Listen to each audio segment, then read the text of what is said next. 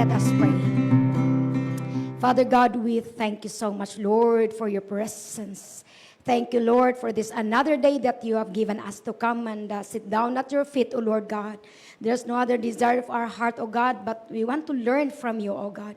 Teach us your truth, Lord, that may we continue to grow in the knowledge of you and become worthy of your kingdom. Thank you, Holy Spirit, for being our teacher. In Jesus' name, amen. Let's be seated. Praise the Lord. Say to your neighbor, please don't sleep. I know it's prayer, and to others, they say that prayer is for the Priscilla and Aquila. May I see the hands of the Priscilla and Aquila? Those who are involved in the prayer ministry. Few? How about? May we see the hands? Oh. Prayer ministry. Praise the Lord. Oh, praise God. All areas are being represented. Praying that after this morning or before we after this convention, we will all go out, not only as listener, but doers of the Word of God, dadami ang intercessors. Hope that we'll go out as we will all be involved in the prayer ministry. Hallelujah! Praise the Lord. As I was listening, before I continue, I would like to thank our apostle, the founder and president and senior minister of our church. Though he is not here, but we thank you so much for the life of our Bishop Moses Chungalaw, and of course, the beautiful and prayer intercessor, Mother Adeline, our global overseer, Bishop Adelaide Rachel Chungalaw, and our Asia overseer, Bishop Evelyn Agustin, and our USA and Canada overseer, Bishop Roel Buyakaw, and our UK, Middle East, Europe, and Africa, and other countries to be opened in Europe side, Bishop Melchor Miranda, and to all our guests and visitors, to all our brethren, magandang umaga, a blessed morning to everyone. So this morning we will be learning about prayer, the discipline of travail and intercession. How many of us love this topic? How many of us love to be in the presence of the Lord? Really? So, let us not sleep, because we will be sitting down here listening to our Father. So, this morning we will be learning about the discipline. Why it is called the discipline of travail and intercession. When we talk about travail, it means something. But let's go first to the scriptures in Ezekiel chapter 22, verse 30. Ezekiel chapter 22, verse 30, it says, I looked for a man, not only men, but women. That is general term for every one of us. I looked for a man among them who would build up the wall, not a wall of division, but a wall of prayer. Hello? And stand before me, about intercession. Stand before me in the gap on behalf of the land, so I would not have to destroy it, but I found none.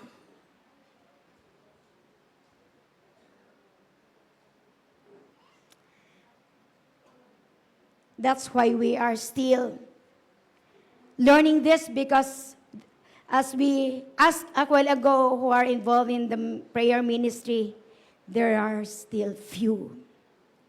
We learned yesterday about the gifts. Pastor Oliver discussed about the being a true disciple, and he mentioned about the gifts. There was no prayer there, because the Bible says that prayer is a calling for every believer. Hallelujah! Say to your neighbor, you are called to intercede. God is looking for you. And me, of course. It's very painful.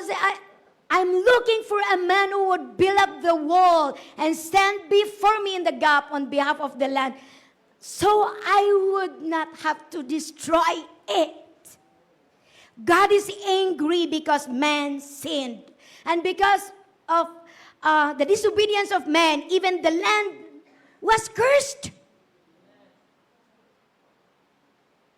And God was so angry, He wanted to destroy. The very sad thing is, but I found none. Nobody wants to pray. Nobody wants to build up the wall. Nobody wants to bridge the gap. And that is what is happening right now. Because of the increase of wickedness, even because of the social media, everybody becomes selfish. It does not mean that when you are praying, you are already an intercessor. You can be praying a long, long prayer, but it's all about you, me pala. There's no others there. Even if you fast 2 times a week. Who fasted today? Praise the Lord for those who fasted. Not because we are observing the literal day, but we are commemorating a very special event in history. It is a Good Friday, according to the calendar, Roman calendar. And this is about the death and the crucifixion and the death of our Lord Jesus Christ, representing the depth of His sacrifice and His love for each one of us. And that's why we observe, the world observes, but especially to believers, we observe it as, we observe this day as we fast and pray and even conduct services to give Him the glory, to honor Him for what He had done on the cross. Without Him doing that, our event today is nothing. And so, when I was meditating on this, and I cried because sometimes, even if the Lord is calling us to pray, God is showing us needs that we need to pray, and because of disobedience, or because we always say, because I am human, or maybe somebody's praying for that, I don't need to pray, especially it was posted in global prayer group. How many of us really are reading the prayer requests in the prayer group of this church? We are so blessed and we are so proud about this church. We are not worshiping this church, but we are so thankful that one of the foundations of this church is prayer. I remember the bishop and Mother Adeline coming to Shenzhen. The first time we invited them, and before we had our Bible study in the first night, when they prayed, it's just not just prayer. They really, with their age, and coming from Shanghai, they come by bus, and I saw them. That's why I took a photo on that they kneeled down and prayed for China. And so seeing that, I also teach myself that when I pray, I need to kneel down. Especially early in the morning, when your mind is still, I still want to sleep. It's good to kneel down and put your slippers under the bed so that when you don't feel like kneeling down, you are forced to kneel down because you need to get your slippers. And as you get your slippers, Lord!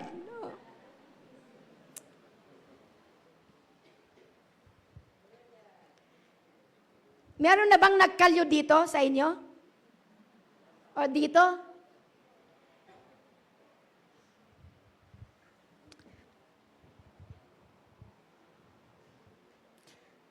Everybody of us want to be in the presence of the Lord. But nobody, God is God is looking for a man to stand in the gap. But nobody wants to come. And even, let's go to another scripture. In 1 Timothy chapter 2, verse 1 to 6. Hope after this session, everybody will be willing and available. When the Lord is calling us at any time, yes, Lord, I pray. I urge, this is Paul. This is Paul teaching his disciple Timothy about this. I urge then, first of all, wow, I urge. When we say urge, I urge you, it means I strongly. Urge means strongly. It emphasizes urgency. Can we say urgency?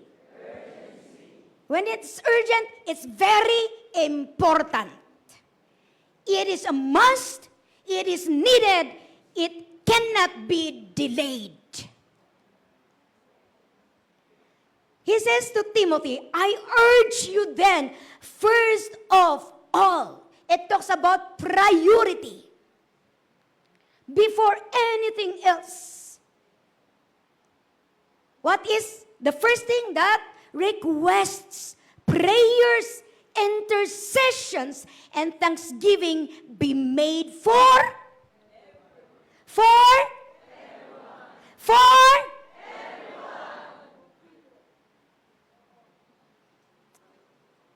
that is. Kaya pala, when I was young people, I'm still young people this time. When I was young people in Bontoc, and I saw my Koyang people already standing in front, being used here in the altar, and I was there. Why they are not scheduling me? And the flesh says, oh, magpa-importante ako kay pastor. Sino ang may ganong espiritu? Aminin. O siyan sa mga young people, magpapansin kaya ako kay pastor. But I was thinking, kung magpapansin ako ong tandak. Kung if I will just put these emotions that I have, then I will be lost. I will all the more be behind. So, I just prayed to the Lord, and the Lord helped me to understand why I'm not yet being used. And the Lord showed me the bulletin board where it's filled with schedules, Monday to Sunday. You are looking for ministry? There. So, okay, that was very clear. Okay, so, oo nga.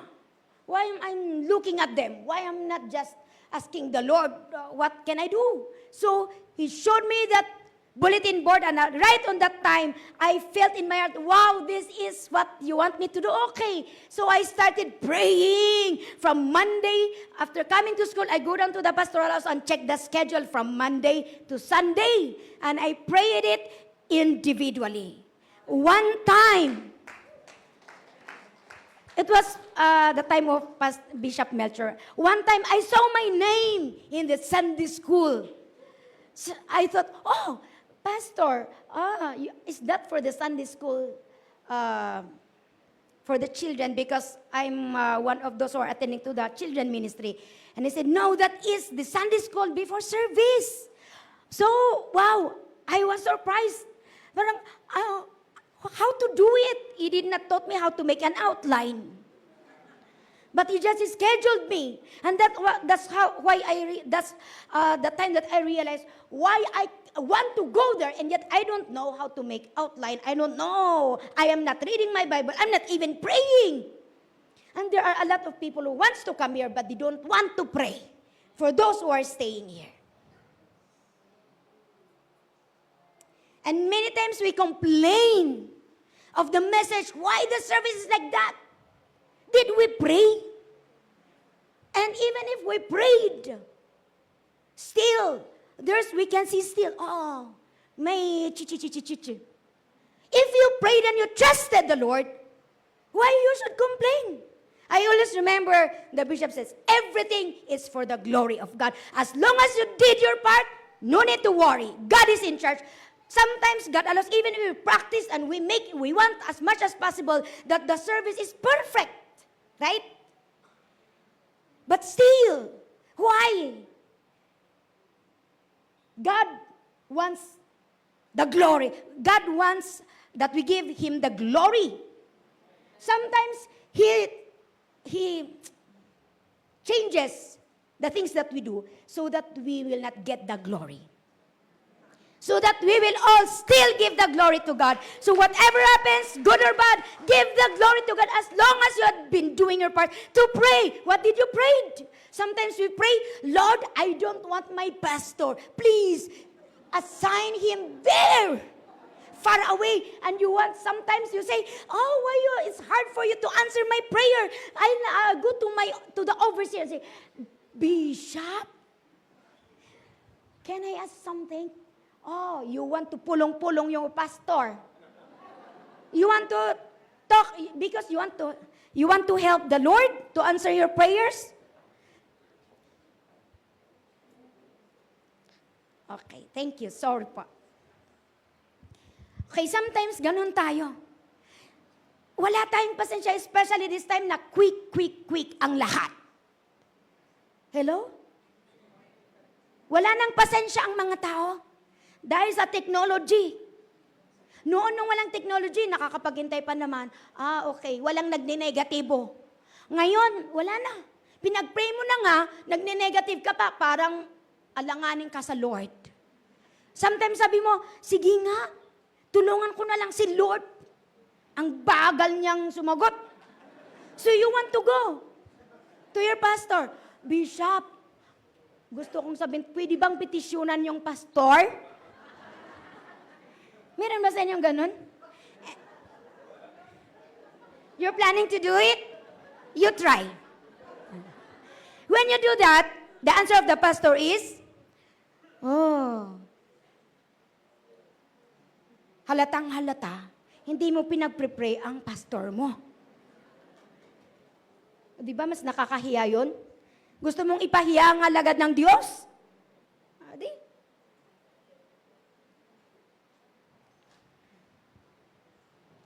Intercession is the first thing. That's why even service, what did we do a while ago? While waiting for the people, those who just came earlier, anong ginawa nila? Nag-intercede tayo, di po ba? But nobody wants, karamihan sa atin, ayaw na, alas 10 ang service, punta na lang ako 5 minutes to 10. Kasi mag-pray pa sila eh.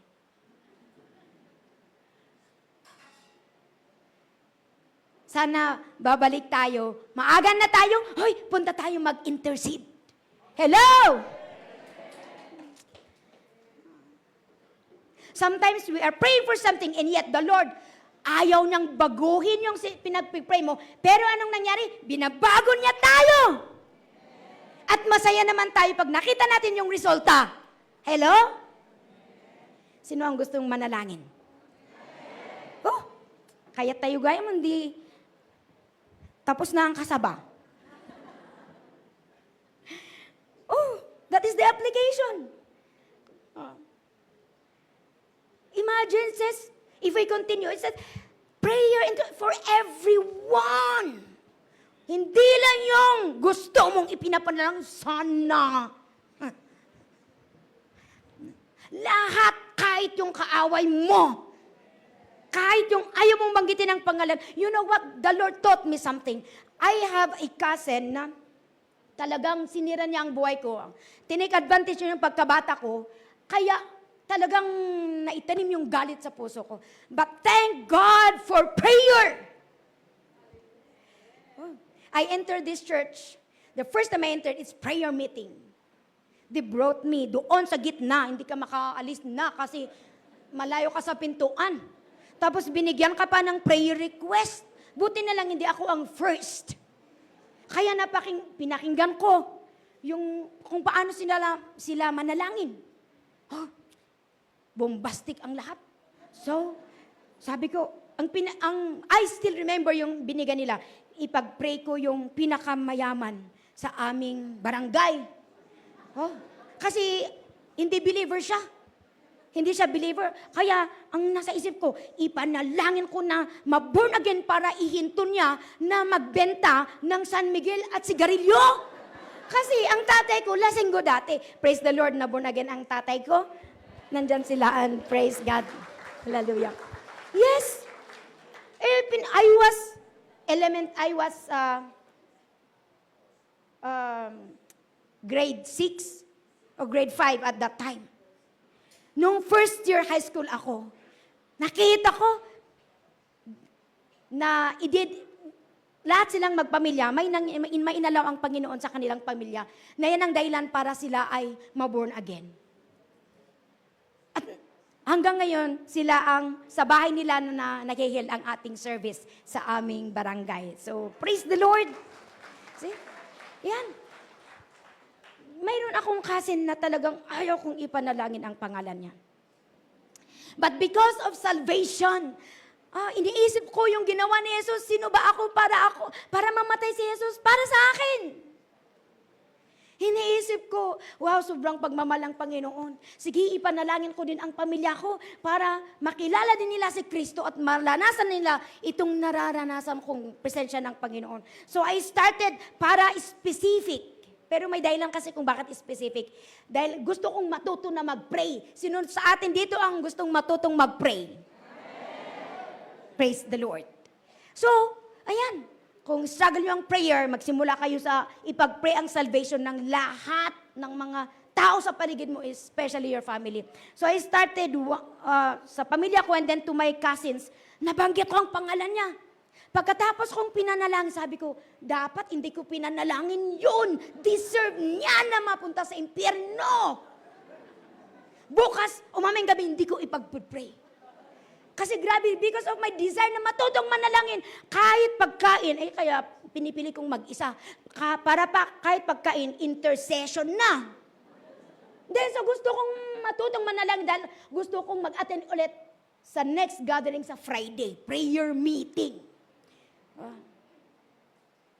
Ang iba, ayaw natin. Because if first time they used you in the gathering, sabi mo, I will not go anymore. But iba sa akin, I was challenged. Wow, from Monday, I will start practicing. That's why I don't know what to pray. I will pray for my family. I will practice Monday until Thursday so that on Friday, I am ready. So, because of that, I see how God moves to my family. Unti-unting nakakilala ang pamilya ko sa Panginoon, including that, yung pinsan ko na yan.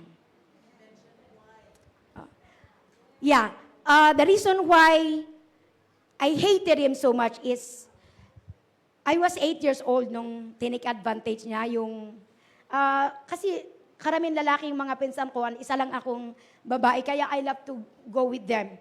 At I thank God for this because that had been iniisip ko dati, sabi ko, wala nang silbi ang aking buhay dahil sinira na siya sana ang magpoprotect sa akin and yet, siya ang nag-molest sa akin. It's more than molest. If we may say it, rape. And I just woke up now, wow, what is this? And I'm so afraid to tell it to my mother. Actually, I told it to my mother when I became full-time because there was one time that when we are having our worship and there's a prophecy, I was just laughing and then there was a prophecy that receive your healing. So I know that that is for me and I was vocal to tell it already. I know that I am released. And so I told it to my mother, Mama, siguro, na-observe lang ng nanay ko na kahit sa bahay namin, naglalak ako ng kwarto. Because I don't trust anymore. Ito yung pinsan ko. I don't know. I became man-hater, but not anymore. Don't worry. But you know what? ay dinala ko yon. I've been keeping that, kaya gusto kong magmadre. Dahil I want to protect that. But then the Lord is wiser. He is wise because He called me and ayaw niyang tutungang pinagmadre ako. Kaya sa kumbento kami nakatira. Oh, fully secured. So, ganon. And I'm so thankful. I've been praying for my cousin. Dumating yung time na it was my birthday. I was college already. And biglang sinabi nila na uuwi ka dahil inuwi nila, sinurrender ng doktor, ginibab ng doktor yung pinsan mo dahil na-tetanus at malala na. Dumating na sa kanyang lungs. And so, for me, ang first na pumunta sa isipan ko, wow, huwag mong kunin, Lord. I know the word of God that He who will not forgive, God will not forgive you. I read that when I started reading the Bible. Nabasa ko yun sa Matthew 6, 14 to 15, to be specific. So, binasa ko yun. Kaya yung first na nalam ko ganun, ay, sabi ko, Lord, please, hold him. I need to go. And sasabihin ko yung pagpapatawad ko personally. And I wanted to pray. I want to share him about salvation. But nung pumunta ako, that was Sunday morning, so we prayed. Sunday afternoon, umuwi ako kaagad. And he was there. And nung nagsusorry na ako, sorry. It's okay. Ayaw na niyang ituloy yung sinasabi ko. And so, ang ginawa, I just waiting for the timing to pray for him. Kasi alam kong alanganin niya.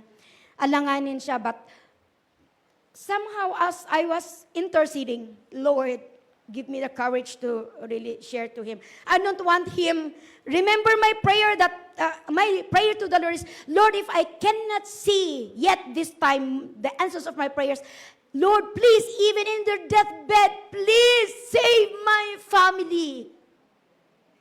That was my prayer. And so, when I was facing my cousin na talagang anytime he will die. So I remember that. And I was surprised because he was already, he started praying. So I helped him until we finished the prayer, and after that, he was gone. I was so happy. Lord, thank you. Thank you for that love that I was able to face him and be able to lead him into prayer. And it became, that's why sa mga nagsasabi na mahirap mag-forgive, nothing is too hard to those. Nothing is too hard to those who experience the grace of God.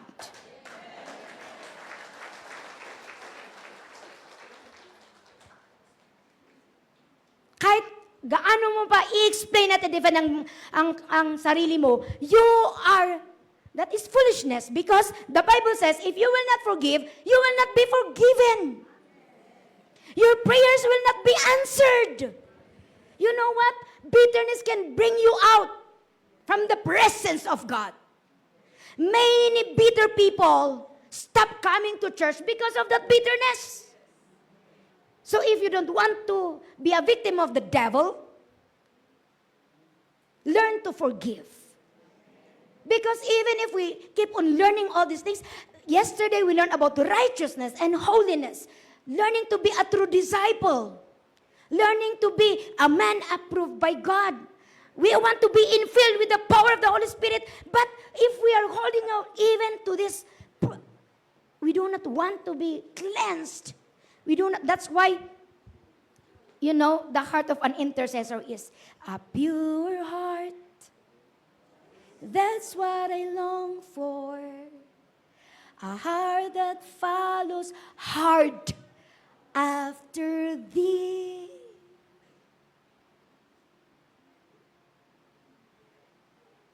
If indeed we are intercessors and we say we are prayer warriors and we are praying, how is our heart? Is our heart hard? Or we are following, or we have that heart, a heart that follows hard. There is a disciplined heart. what? There are three categories of sin that removes the love of God in us. One is lust of the flesh.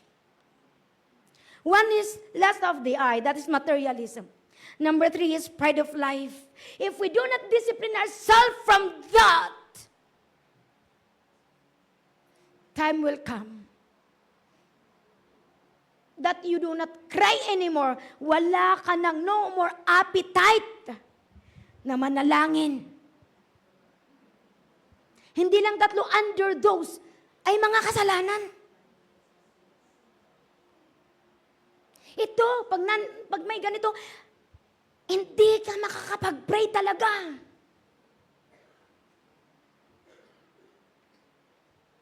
Kasi, ayaw ng Panginoon yan. Balik tayo doon sa 1 Timothy. I would like to emphasize, kaya pala sinabi ni Paul kay Timothy, first and foremost, ito ang gustong i-disiplina, ituro ng Panginoon na disiplina sa bawat tagasunod niya. Kaya kay Paul, sinisimulan niya kay Timothy na sabi niya, first and foremost, huwag mong kalilimutan, ito dapat kaya ang isang basic believer service is prayer. Hello? Prayer. Service is not complete without prayer. Kinanta natin, cheerfully we give, generously we give. Hindi lang sa offering, pati sana sa prayer. Bakit gusto natin na mag-pray ng 2 minutes? Sabi ni Pastor Kapon, 1 hour, 2 hours ba? 1 hour is backsliding pa rin yun. Paul yung Gitcho prayed for when he was starting yung kanyang ministry, 5 hours. Nananalangin siya. Not for him, but for the people around him.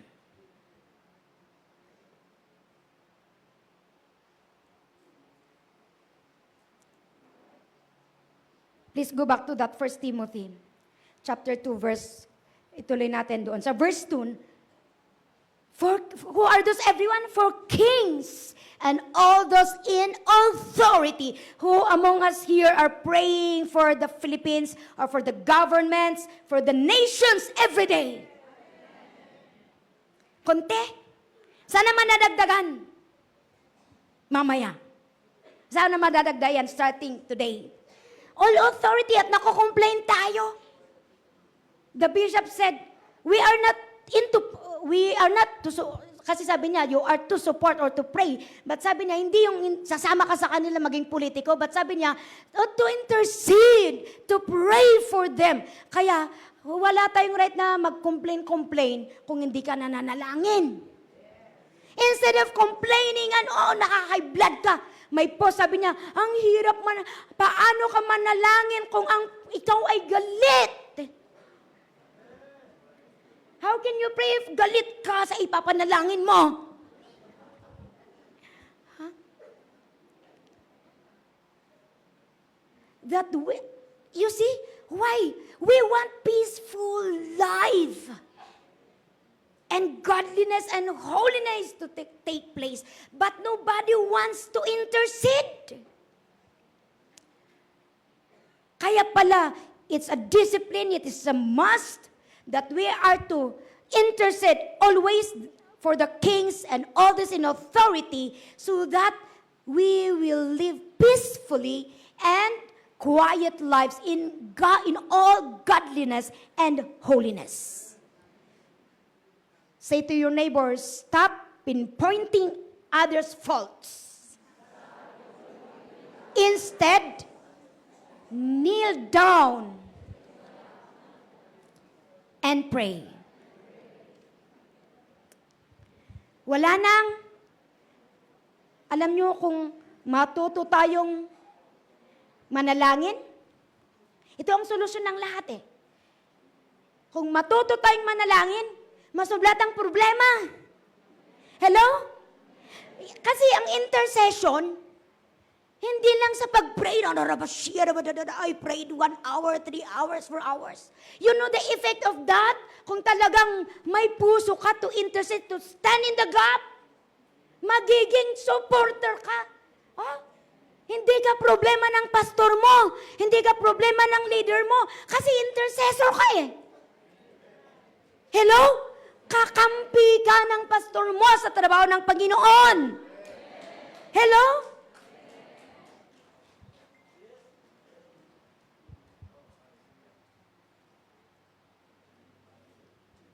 Tuloy natin.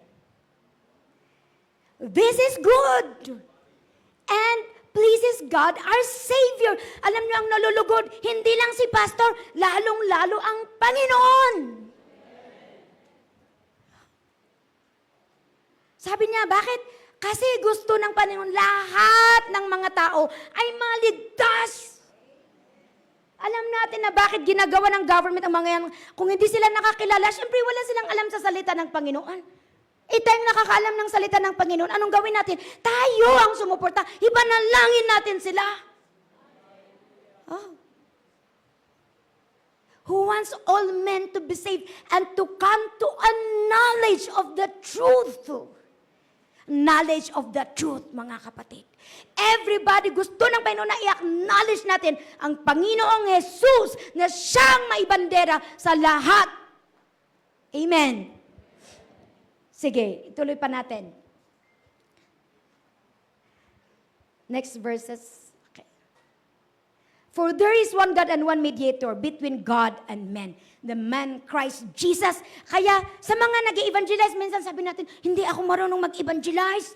Huwag yung heaven at hell lang ang sabihin natin. Mas maganda, may sasabihin ako, kapatid. Sabi niya, do you know the truth? Ang truth is Jesus Christ. Kapatid, may sasabihin ako sa iyo. Gusto, lalong-lalo kung kilala mo siya, alam mo ang nangyari sa kanya, sabihin mo, pwede bang maipakilala ako sa inyo na kaibigan ko? Siya ang makakatulong sa inyo. Gusto mo ba ipag-pray kita? Kasi kung minsan, wag mo nang ilabas yan, wag mo na akong kasabaan. Wag mo na akong, basahan ng Biblia. Sabi niya, kaya gawin mo, sabihin mo, sige, gusto mo bang mag-pray tayo? At sa pag-pray mo, isama mo na, Lord, paaksipin mo na siya sa Panginoon. Hallelujah! Kaya pagkatapos, di ba? Hindi mo siya binasahan ng tracts, pero ipananalangin mo, pinatanggap mo pa kay Lord. At palagi mong ipanalangin yan. Diligan mo ng panalangin para hindi lang siya makatanggap, kundi mamaya, magpapasundo yan. Sabi niya, sige, attend ako sa church nyo. Kaya hindi problema pala ang evangelism, hindi problema ang revival, hindi problema ang fruitfulness kung tayo ay matutong mag-intercede. Kung meron po tayong disiplina to travail and intercede. Let's go to the next verse.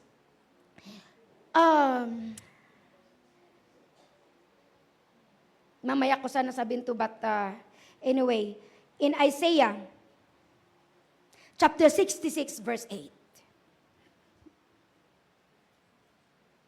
Sabi niya sa Isaiah chapter 66, verse 8. Who has ever heard of such a thing? Who has ever seen such things? Can a country be born in a day, or a nation be brought forth in a moment? Yet no sooner is Zion in labor than she gives birth to her children. Zion is the church of God. And imagine if the church will labor, there will be many children that will be born. Hello? If the church will labor, will travail, church is all of us. Imagine if all of us will, wag natin sabihin sa mga babae lang. Even to boys, you can give birth. Yes. Through intercession. Sa pamamagitan ng pananalangin, pwede tayong lahat manganak. Walang menopausal ito, magme-menopause lang kung wala yung Espiritu ng Diyos. Pero kahit na matanda tayo, kahit na bata tayo, pwede!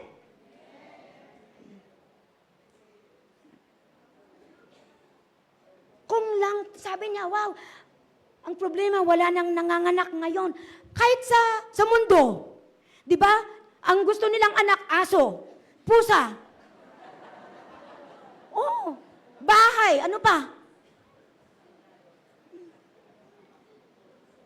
Kaya problema ng mga ibang nasyon. Dahil wala ng next na generation, robot na lang. Masisira. Mawawala ang church. Kung ganun din tayo na ayaw nating manganak. Sabihin mo sa katabi mo, wag naman.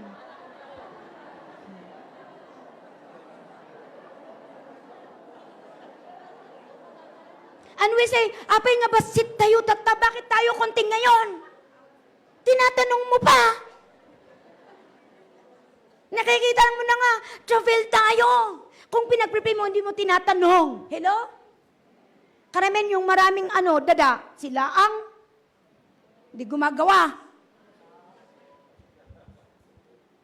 Ngayon, hindi lang tayo tagakinig, tagagawa tayo ng salita ng Panginoon. Hallelujah!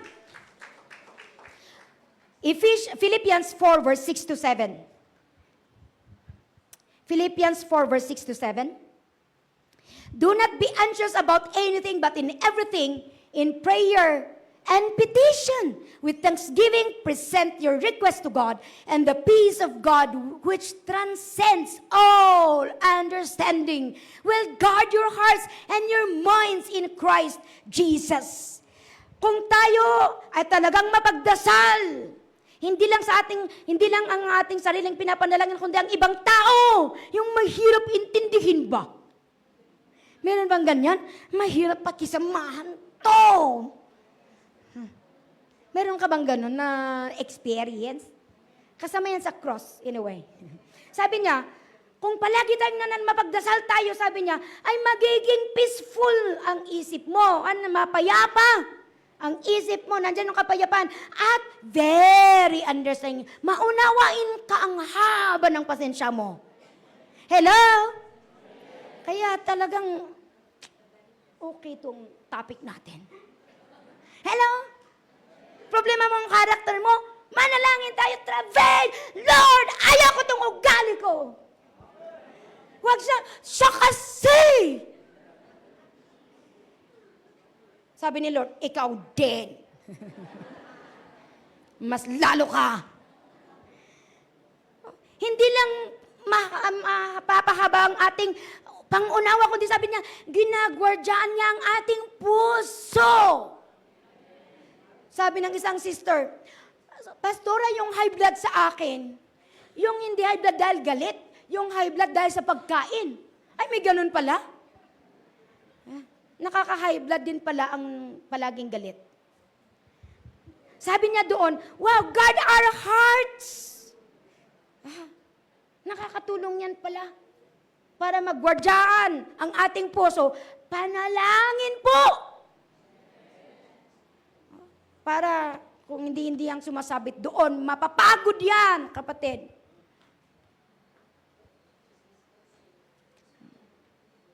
Hindi lang puso, pati isip. Habang nananalangin ka, linilinisan ng Panginoon yung isip natin.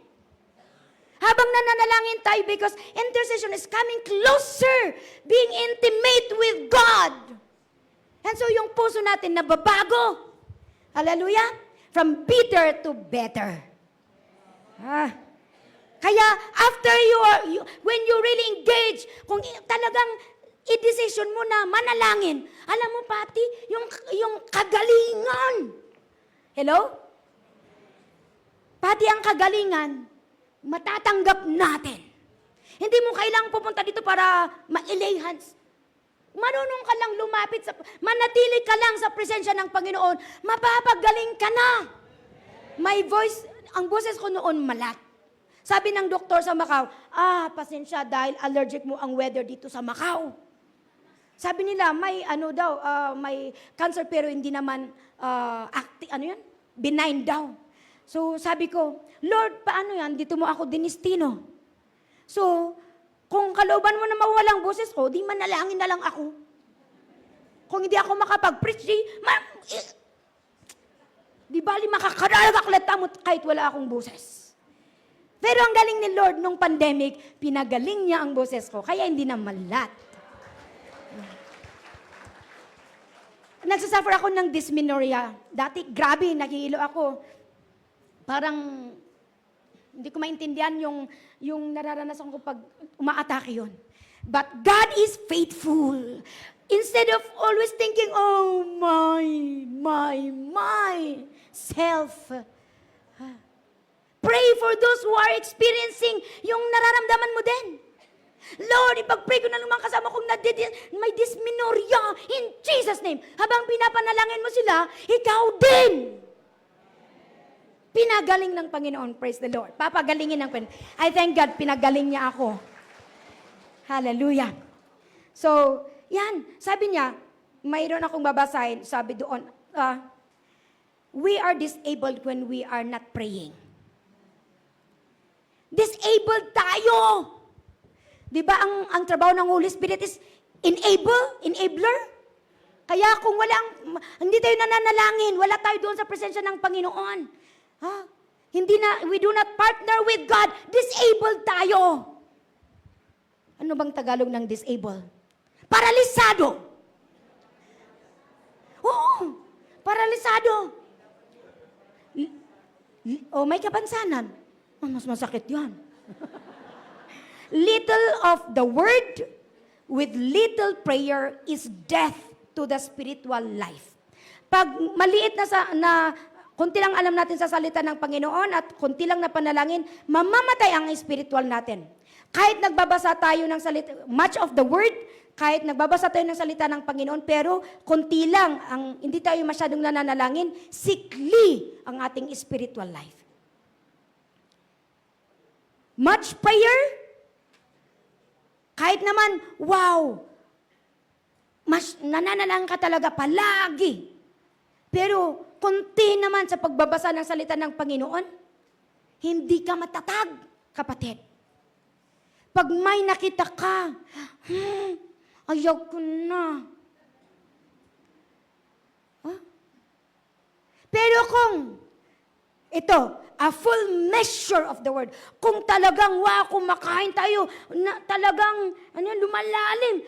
Gusto na, yung dinidig out ba natin, binabasa natin, malalim ang kaalaman natin sa salita ng Panginoon. Marami tayong alam sa salita ng Diyos at ina-apply natin yan. Tapos sinasamahan natin ng panalangin, maging malusog at powerful ang bawat isa.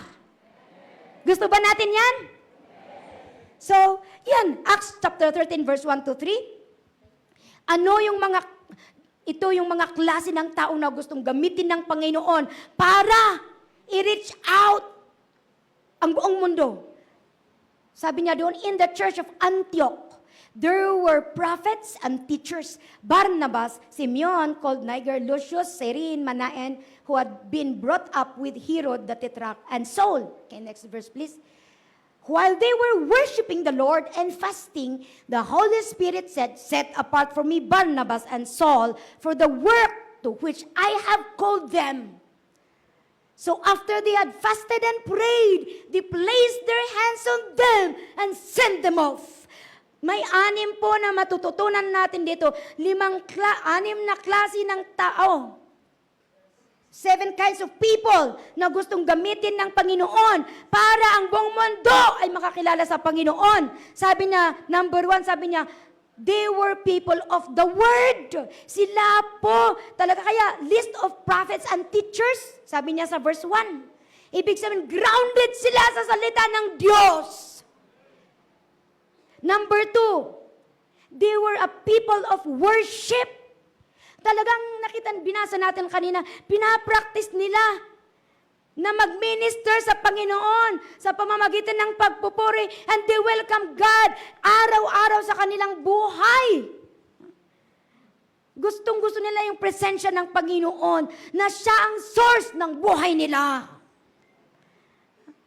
Are we people of the Word and people of worship? Kahit sa sasakyan, imbis na anyamot ato'y trapikan. Itong traffic, rabashik, mag-worship na lang tayo, mag-pray natin ang lahat. Opportunity natin yan, dinala tayo doon for a purpose. To pray and not to complain. Hello? alam nyo, last month, nalaman ko na every month is Ramadan. May 1 month na Ramadan, di ba? Sabi ko, 1 month ang pag-pray nila ng mga Muslim. Sabi ko, nabasa ko yung ipinos ni Bishop Rachel na sabi niya, tayo din, ang mga Kristiyano, nagkataon na ito, 1 month din, it's Passover, and Lenten season. 1 month na manalangin tayo. Pero sa akin, oo nga, dapat habang nananalang sila, manalangin din tayo. Bakit walang Christian month naman na tayo lahat ay magpasting at manalangin? Hello, gusto niyo ba yon? Ako gusto ko. Kasi magiging healthy ka. Meron akong babasahin about, sabi niya doon, autophagy. Autophagy, it occurs when you fast more than 24 hours. Kung ang katawan natin ay magugutom, sabi niya, kakainin niya ang kanyang sarili. At malilinisan yung mga cells, yung mga dead cells. Yung cancer, aging cells, and Alzheimer. Kung wala itong autophagy, maklaklag. At yung mga hindi kanais-nais sa ating katawan, nako, mananatili sila hanggang sa masira itong katawan natin. At naapektuhan ang ating pag-iisip, ang ating komunikasyon, ang ating pag-move.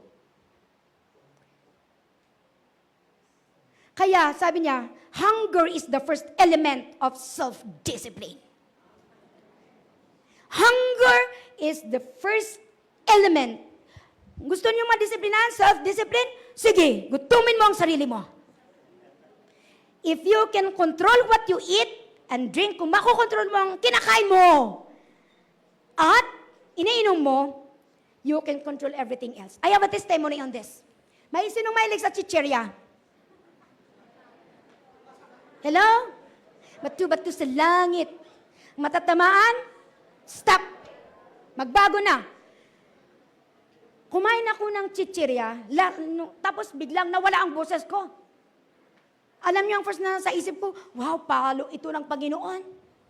From that time on, cracklings pa naman na mataas ang vinegar. So, nung nawala yung boses ko, talagang umiyak ako, Lord, how can I do ministry kung ganito ako? So, I prayed and I prayed, Lord, sige, pinagsisihan ko talaga from that time on, ayaw ko nang magchichirya. Sometimes, minsan, naaalala ko ulit yon. Kung talaga palang pagsisihan mo ng todo ang isang kasalanan, hindi babalik yan. But you should always be reminded. Because ang demon, pag nakita niya naiimtihan ka, babalik siya. Hindi siya agad papasok. Maghanap siya ng pito na mas malakas kaysa sa kanya. At pagbalik nila, hindi ka pa bumalik sa Panginoon, hindi ka pa nananalangin, hindi ka pa puspos ng banal na espiritu, hindi ka pa nagbabasa. Sabi niya, papasok sila at yung 8 na espiritu, papasok sila at mas matindi ang kalagayan mo. That will happen to this generation. Hindi lang ang mga backsliders nasa labas, pati sa loob. Nandito ka pero parehas ka pa rin. Ayaw mong manalangin. Ayaw mong mag-intercede. Ayaw mong sumuporta. Tingnan mo, baka ilan ng demonyo ang nasa atin. Palayasin na natin yan. Mag-fasting ka, mag-intercede ka. There are 4 kinds of anointing. Sige, before we go to that, tapusin natin itong 6. Number 4 is, there were people who heard and obeyed the voice of the Holy Spirit. Dapat in tune ang ating tainga, ang ating espiritu sa espiritu ng Diyos. 5, they were a people of prayer. That is the book of Acts. Nagpapasalamat tayo sa church na ito dahil talagang they insist, they teach us how to pray. Kaya encourage each one of us, sana hindi lang prayer meeting, magkaroon tayo din ng prayer chain. Hello? The first time I met Bishop Ruel in Sagada, ang tinuro niya, na-destino siya sa amin 2 weeks lang. Ang natutunan ko sa kanya, prayer chain. And that is what we are doing at maganda. Number 6, people who are committed to their missionaries. Sana pinag-prepare natin pero sinusuportahan pa rin natin yung mga lingkod ng Diyos. Hallelujah, pinag-prepare pa rin natin. Lastly, the anointing, the different anointings of intercession. Sorry for the overtime, but allow me to finish this. Hallelujah. The anointing of intercession. Number 1, bearing the burden of the Lord. Matthew 19 verse 4, it says, Luke chapter 19 verse 41.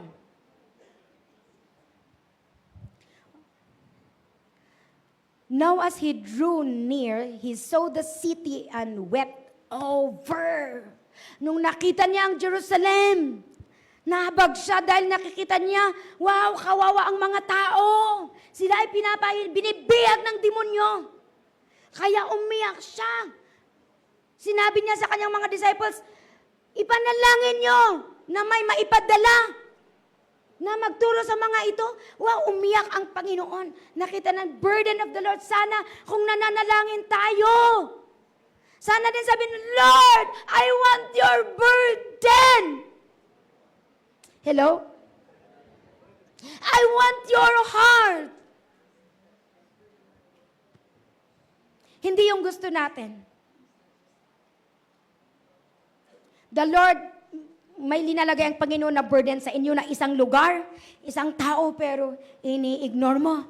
May dahilan, bakit mo napakinggan, bakit ka napunta dyan, bakit nakilala mo, para ipanalangin mo at intercede mo. Number 2, identifying with the needs of others. Romans 12 verse 15.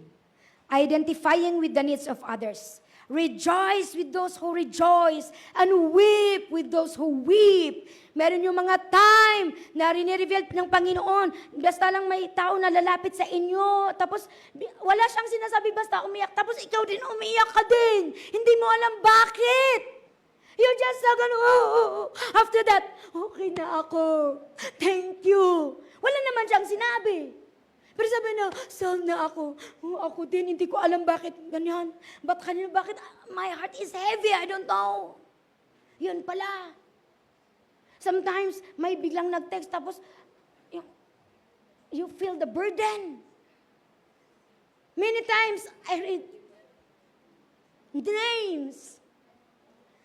Sometimes the Lord reminds people who are close to you. And sometimes when you know the person, and you know his condition, sometimes you just cry. You don't want to utter, Lord, I don't know, but you just cry. And sana, pag nananalangin tayo, hindi lang naman sasadyan mo na iiyak. Pero, you know the Bible says in Psalm 56 verse 8, God stores tears. Sana hanggang ngayon nandyan pa rin yung pag-umiiyak, pag nananalangin tayo, nandyan pa rin yung burden natin, nandyan yung pagmamala ng iyak, yung luha, na carry natin, nandyan yung burden. Hallelujah. Many times, tapos, nung tinext ko siya, sabi niya, talagang he is in wilderness and talagang umiyak ako. Lord, please, bring back that person. Sana wag tayong susuko. Kahit palala at palala ang sitwasyon, huwag tayong susuko. All the more that we should go further. Hello? Identifying with the needs of others. Number 3, travail. Nabasa na natin kanina. Laboring. Travailing is laboring. Ano ba sabi niya doon na ang travailing, ang travel, may kasama siyang malalim. Hindi hugot. Hindi, deep passion. It can happen in many forms. Parang yung nag-grown kasi sa atin ang naranasan ng mga anak.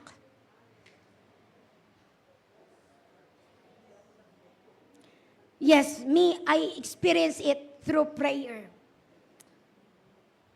There was time in Hong Kong na may isang preacher na dumating at he is teaching about intercession, and sabi niya, those who want to maipanalangin, pumunta.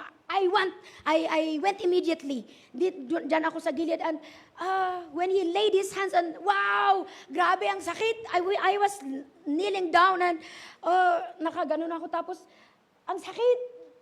Hindi ko maintindihan yung nararamdaman ko. Dito sa harap, masakit. Tapos yung sa likod, parang mapuputol. Tapos dito sa taas, parang sa heart, parang nahihirap akong huminga.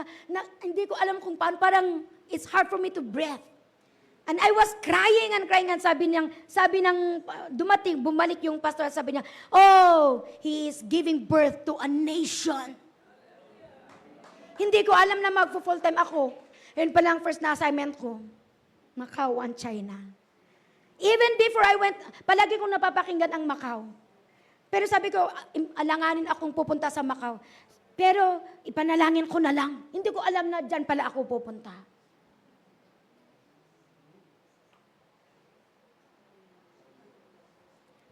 One time, sumama ako last year, sa Luz Biminda. While we are having our praise and worship sa van. Doon kami sa banda ng Cagayan. After ng worship, wow, hindi ako mainto. Wow, there is groaning inside me. Basta umiyak ako, hindi ko mainto. Nahiya ako dahil katabi ko si Bishop Melchor na nag-drive. Pero di bali maintindihan niya, sige iyak, hindi ko alam kung ilang minutos yon.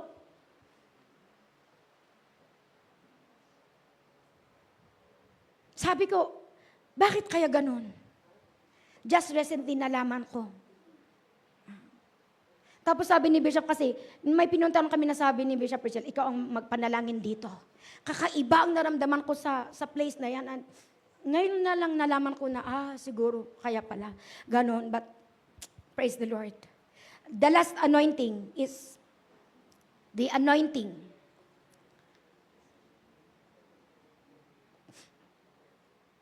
Sorry.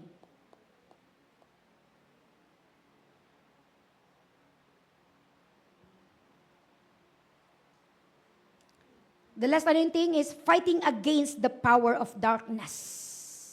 Fighting against the power of darkness. Kailangan nating patuloy na manalangin, umiyak, dahil ang kalaban natin ay demonyo. And if we will not do our part, the devil, mananalo ang kaaway. So mga kapatid, tama na po. Panahon na para tayo bumalik sa basic. Lumuhod tayo, ibalik natin yung gana natin na manalangin sa Panginoon.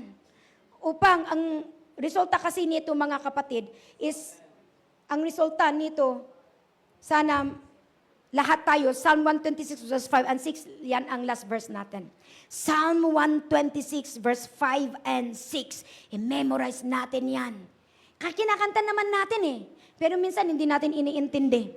Psalm 126 verse 5 and 6. Those who sow in tears will reap with songs of joy. He who goes out weeping, carrying seed to sow, will return with songs of joy, carrying sheaves with them. See the benefit kung talagang mananalangin tayo na tapat at talagang maging disiplinado tayo sa ating panalangin. Sabi niya, great harvest of souls.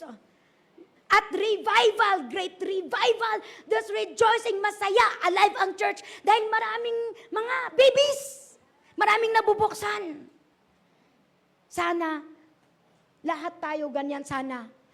Sana ang prayer natin, Lord, gusto kong babalik sa aking lugar. Makita ko ito, Panginoon, na mangyayari. Gamitin mo ako, Lord, para makaakin ng maraming kaluluwa at para maging masaya din ang aking mga kasama. Di ba? Father God,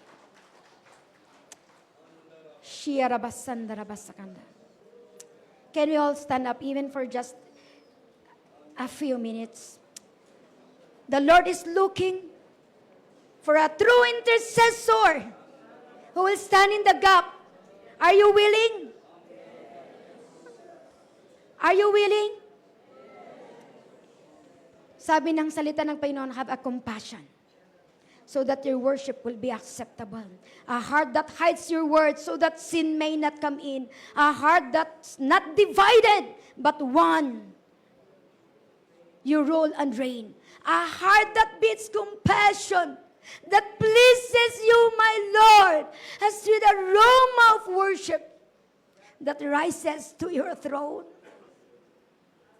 This morning, let us ask God to forgive us for being not disciplined, for having a hardened heart instead of a heart for Him. Come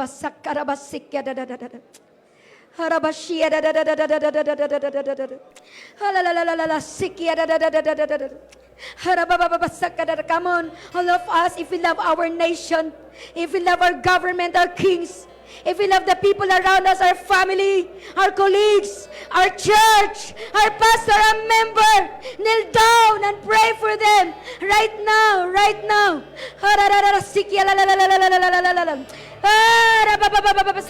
Ano man ang struggle mo, ano man ang sitwasyon mo, nakikinig ang Panginoon. Just kneel down.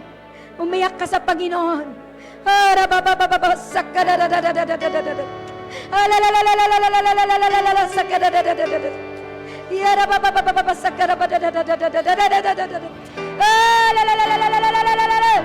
Lord. Yes, Lord. Yes, Lord.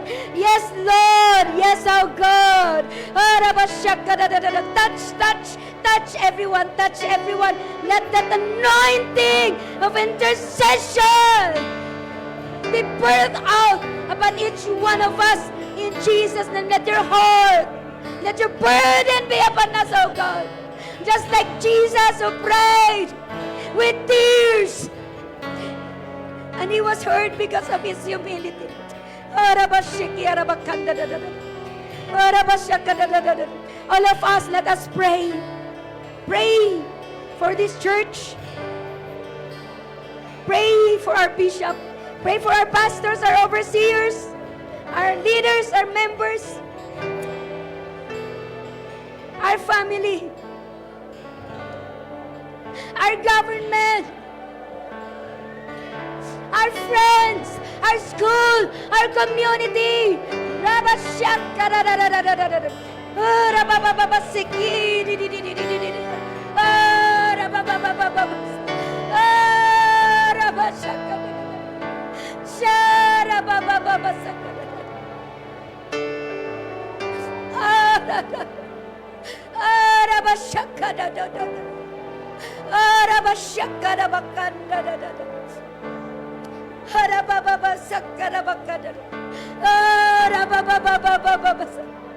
If you had not been praying for your pastor,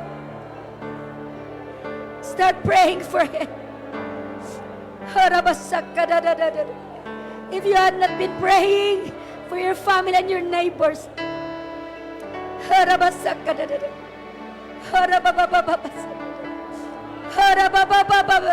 even the person that you don't want to utter his name, pray for that person.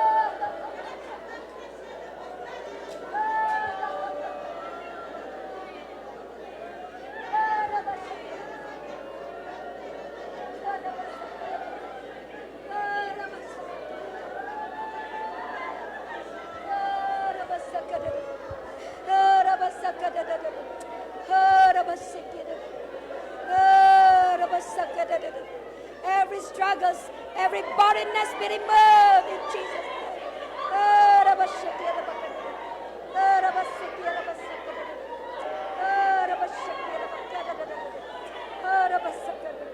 Yes, Lord. Yes, Lord. Oh, open the womb like Hannah. Oh, oh, yes, Lord. Hallelujah, Jesus. Hallelujah.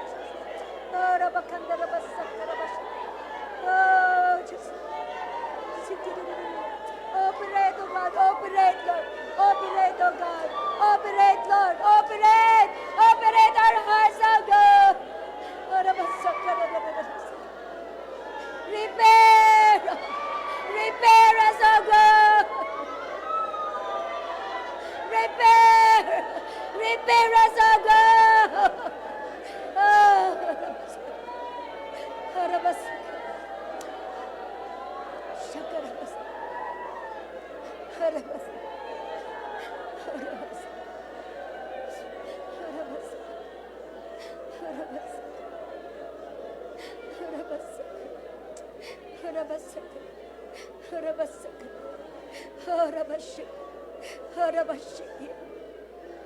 Oh, hallelujah, Jesus.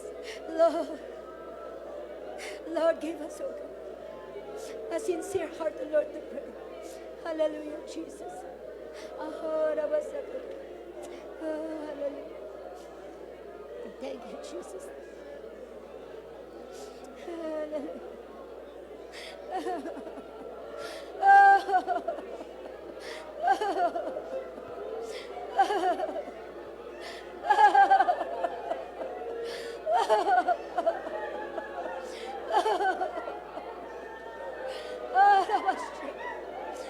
Hallelujah. Hallelujah.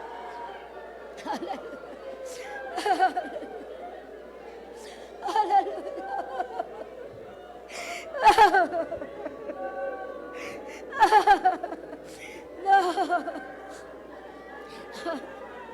Make us be like Hezekiah, oh God. Who immediately, when you rebuke, he immediately repents and bring back our tears, oh God. Hallelujah, Jesus.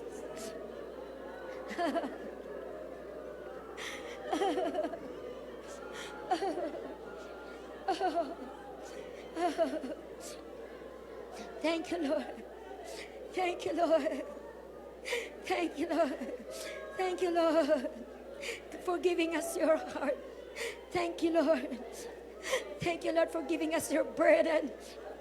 That as we are willing, oh God, to use our time, to spend time in praying, to intercede for others, we will not become idolaters, but we will become indeed your true worshipers. That we will continue to be fruitful, that we will experience your joy, that we will experience that revival. If you've done it to the Antioch, do it even right now, oh God. We claim your words that in the last days, you will pour out your spirit upon all flesh. Let it happen to this church. Thank you, Lord. Thank you, Lord. Thank you, Lord. Thank you, Lord. Thank you, Lord. Thank you, Jesus. Thank you, Lord. Thank you, Lord. Lord,